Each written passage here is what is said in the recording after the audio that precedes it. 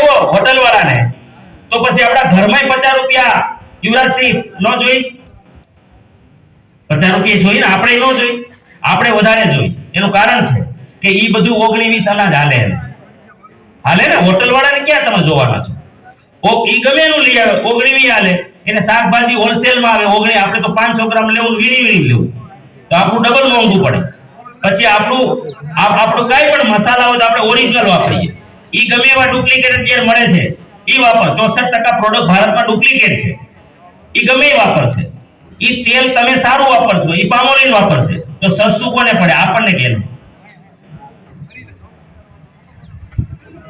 કોને સસ્તું પડે? તમે કયો ઈ કહો. હોટલ વાળાને કોસ્ટિંગ ઓછું આવે ને, કારણ કે એને બધું હોલસેલ માં આવે અને હલકું આવે. બરાબર છે? હા. અને તોય યુવરાજસિંહ આમાં દૂધ નો આવે. 4 રૂપિયાની થાળી દૂધ નો આવે. આવે નો આવે. તો ઘરે દૂધ પીઓ અને ઘી ઓરિજિનલ ખાઓ તો 50 રૂપિયા મને જ લાગતું મેળ પડે. તો આપણે તમને ગળે ઉતરવું જોઈએ. હાલો ભાઈ, અમારા રાજકોટ બાજુ છે ને, અમે 3 ટાણા ખાઈ. તમે અહીં કેટલા ટાણા ખાવ? અહીં 3. હાલો આપણે 2 ટાણા ગણો. હવારનું છે ને ભૂપેન્દ્ર પટેલ તરફથી ફ્રી.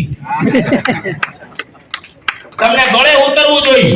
તમને ગળે એમ નહીં કે દિનેશભાઈ ગમે આવીને કહી ગયો નહીં.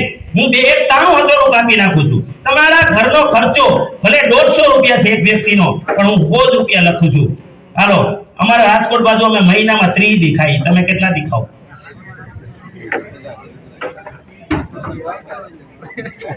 30 દી ખાવ ને? હાલો અમે 30 દી ખાઈ, એટલે આપણે બધું હરખું છે. એટલે લગભગ 3000 રૂપિયા આવે. કેટલા? અને 5 જણા ખાવા વાળા હોય, 5 તેરી 15. તો યુવરાજસિંહ 15000 રૂપિયા તમારો આંકડો પાકો, પણ ખાલી મમ્મ.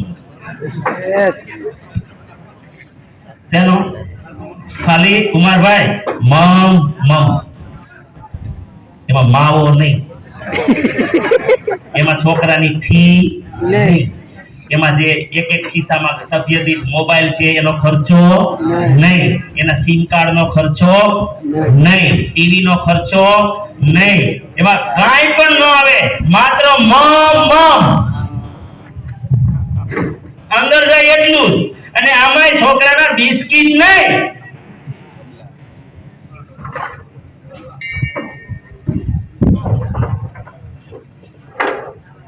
સમજાનું કઈ? તો બાકીનો બીજો ખર્ચો કેટલો હશે જીવન વ્યવહારનો? 15 જો ખાલી ખાવાના હોય તો ઉપલો ખર્ચો બધો તમારે. અને તમે કયો ઈ? ચાલો લખો કેટલો હશે મહિનો? કયો? હે?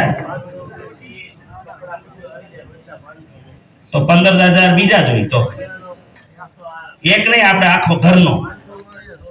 તો 15000 ગણું બીજા વ્યવહાર, આ તે બધું. અને વ્યવહાર તમારું બધો ખર્ચો માનો ને, તો 15000. એટલે એક 5 જણાનો પરિવાર ચલાવવા માટે એક પરિવારનો ખર્ચો 30000 રૂપિયાનો છે. કેટલો? 30000. મને ઘણા અમારા જે સિનિયર સાથી છે ને કે દિનેશભાઈ આ ગામડામાં બધા આવું જીવન, સામાન્ય જીવન જીવે છે, અને આપણે આટલું સમજાવીએ છે કે ભાઈ તમે આ કરો, 2 પૈસાની બચત થાય, તમારું શરીર સારું રહે, અને છતાંય તમને કંઈક 2 પૈસાનો ફાયદો થાય, તો કેમ લોકો આરસીએમ સ્વીકારતા નથી? ત્યારે હું કહું કે તમે દુઃખી થાવમાં.